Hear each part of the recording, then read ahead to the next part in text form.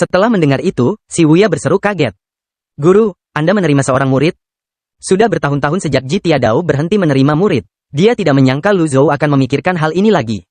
Jika dia membuka pintunya untuk umum, dia bertanya-tanya berapa banyak orang yang akan berbondong-bondong mendatanginya. Tidak juga, kata Lu Zhou sambil menggelengkan kepalanya. Ketika Huang Xiji dan yang lainnya melihat Lu Zhou hendak pergi, mereka pun ikut berdiri. Tuan, sudah larut malam. Mengapa Anda tidak bermalam di cabang ini dan berangkat besok? Tanya si Wuya. Ding, Yu Zhenghai yang disiplin. Hadiah, 200 poin jasa. Seperti yang diharapkan dari seorang bajingan. Dia tidak ingin aku tinggal. Pada saat itu, Cons meraih lengan Lu Zhou dan berkata dengan gembira, aku bersedia kembali ke pavilion langit jahat. Lu Zhou menoleh ke arah Cons dan berkata, apakah kamu bersedia tinggal selama sebulan? Ding, Yu Zhenghai yang disiplin. Hadiah, 200 poin jasa. Kali ini, Cons tidak mengangguk. Namun, dia juga tidak membantahnya. Jelas sekali dia tidak mau tinggal. Lupakan. Lu Zhou mengulurkan tangan dan menggenggam tangan Cons. Ia hendak pergi ketika tiba-tiba teringat sesuatu. Jaringan intelijen Darknet tersebar di seluruh negeri, termasuk suku-suku lain di wilayah barat. Saat hal itu disebutkan, si Wuya berkata dengan percaya diri, aku tidak berani membual, tapi itu benar. Kalau begitu, gunakan semua sumber dayamu untuk mencari seorang wanita dengan nama keluarga Luo, kata Lu Zhou. 300 tahun yang lalu, Yun Tian Luo menjadi pemimpin 3 sekte dengan bantuannya. Baik, Tuan, kata si Wuya sambil membungkuk. Ketika Huang Xiji mendengar ini, dia berseru kaget, seorang wanita dengan nama keluarga Luo. 300 tahun yang lalu. Lu Zhou menatap Huang Xiji. Kau pernah mendengar tentang dia? Huang Xiji mengangguk dan berkata, sungguh kebetulan. Memang, aku pernah mendengar desas-desus tentang dia. Katakan padaku apa yang kamu tahu. Jika dia bisa mendapatkan informasi lebih lanjut tentang wanita bermarga Luo, akan lebih mudah untuk menemukannya di masa mendatang.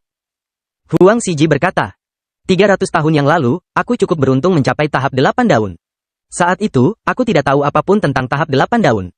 Penglai sedang bergejolak, dan aku terus menekannya. Karena itu, aku pergi ke 3 sekte dan berkonsultasi dengan Yun Tian Luo. Dia tidak menyangka bahwa pria itu mengenal Yun Tian Luo. Pada saat itu, 3 sekte sedang menjadi sorotan. Setelah Yun Tian Luo mencapai tahap daun 8, ia naik ke puncak.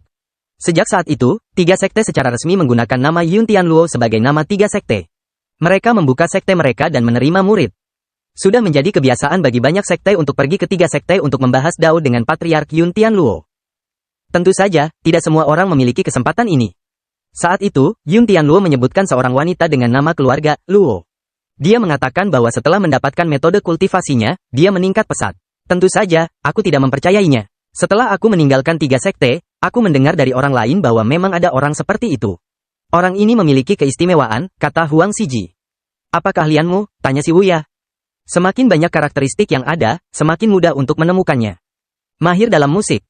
Huang Xiji berkata dengan sungguh-sungguh, aku berbincang-bincang menyenangkan dengan Yun Tian Luo. Setelah itu, aku tidak bisa melupakan wanita yang dia sebutkan, jadi aku memerintahkan murid-murid sekte penglai untuk mencarinya di mana-mana. Kemudian, aku mendengar bahwa wanita ini mahir bermusik dan sering memainkan kecapi di tepi laut. Seseorang pernah melihat sendiri bahwa semua ikan dan binatang di laut merespons dan bersorak. Semua orang takjub. Lu Zhou melirik Nona Cons. Dalam hal ini, dia agak mirip dengan Nona Cons. Hal yang sama berlaku untuk Cons. Tidak mengherankan jika dia berbakat. Ada beberapa di antara suku lain di barat yang juga mengetahui bahasa binatang, kata Lu Zhou. Huang Xiji menoleh. Pandangannya tertuju pada Cons saat dia berkata, kemudian, wanita Luo itu menghilang di telan ombak. Aku khawatir dia sudah meninggal. Para kultivator yang kuat dapat dengan mudah menunggangi ombak, jadi bagaimana mungkin mereka tersapu hingga mati oleh ombak?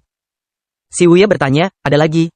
Wanita bermarga Luo itu sangat legendaris, tetapi juga sangat rendah hati. Selain itu, aku tidak tahu apapun, kata Huang Xiji. Nama? Aku tidak tahu. Semua orang menghela napas pasrah. Hua Chongyang berkata, dia agak mirip dengan Nona Cons. Cons mendengarkan cukup lama tetapi tampaknya tidak mengerti. Dia mengangguk dan berkata, ya. Namun, yang satu adalah tokoh legendaris dari 300 tahun yang lalu, dan yang lainnya adalah seorang gadis berusia 16 tahun di puncak masa mudanya. Sayangnya, yang sebelumnya sudah pergi. Huang Xiji berkata, gadis ini sangat berbakat. Jika dia bisa memasuki dunia kultivasi, masa depannya akan tak terbatas. Lu Zhou juga merasa bahwa gadis kecil ini memiliki bakat yang menjanjikan. Si Wuya memberi hormat kepada Lu Zhou. Guru, saya akan menggunakan seluruh kekuatan Darknet untuk menemukan wanita Luo ini. Hidup dan matinya, murid Anda akan memberikan penjelasan kepada guru. Baiklah. Lu Zhou mengelus janggutnya dan mengangguk puas. Waktu sudah semakin larut, dan sudah waktunya untuk pergi. Saat Ji Yunshu hendak berbalik, Huang Xiji ragu-ragu dan mengikutinya. Kakak Ji, mohon tunggu. Apa itu? Jika memungkinkan, bolehkah saya mengundang kakak Ji ke Penglai sebagai tamu? Tanya Huang Siji. Kalau dipikir-pikir, Lu Zhou sudah lama tidak mengunjungi Pulau Penglai. Pulau Penglai selalu dianggap sebagai pulau suci. Itu adalah tanah para pahlawan dan jenius hebat. Namun, Lu Zhou memiliki banyak urusan yang harus diurus. Ia tidak punya banyak waktu untuk bersosialisasi. Karena itu, ia berkata, Penglai jarang ikut campur dalam urusan dunia. Bahkan Anda, sang penguasa pulau, telah datang ke Provinsi Jing. Apakah Penglai yang kecil ini tidak lagi dapat memuaskan Anda? Huang Siji terkejut. Ia buru-buru berkata, tidak ada yang bisa kulakukan. Tidak ada yang namanya makan siang gratis di dunia ini. Lu Zhou melambaikan tangannya dan berkata, lakukan bagianmu. Jangan menginginkan apa yang bukan milikmu. Huang Siji tak berani lagi membantah. Ia buru-buru berkata, ya, kakak Ji. Murid-murid Pulau Penglai lainnya membungkuk. Baik, senior Ji. Siapa yang berani membangkang pada kultivator daun 9? Si Wuya menghela napas lega dalam hati. Sejak Huang Siji muncul, inilah yang paling mengkhawatirkannya. Ia khawatir kakak sulungnya tidak akan mampu memuaskan keserakahan mereka. Sekarang setelah gurunya memberinya peringatan, betapapun ambisiusnya Pulau Penglai, mereka harus menyembunyikan ambisinya. Lu Zhou berjalan keluar dari aula besar. Dia mengamati sekelilingnya. Si Wuya menyusulnya dan berkata, ini hanya sebuah ranting. Lingkungan di sini agak kurang memadai. Lingkungannya baik-baik saja, jika kondisinya memungkinkan, saya akan datang lagi, kata Lu Zhou. Ding, Yu Zhenghai yang disiplin, hadiah, 200 poin jasa.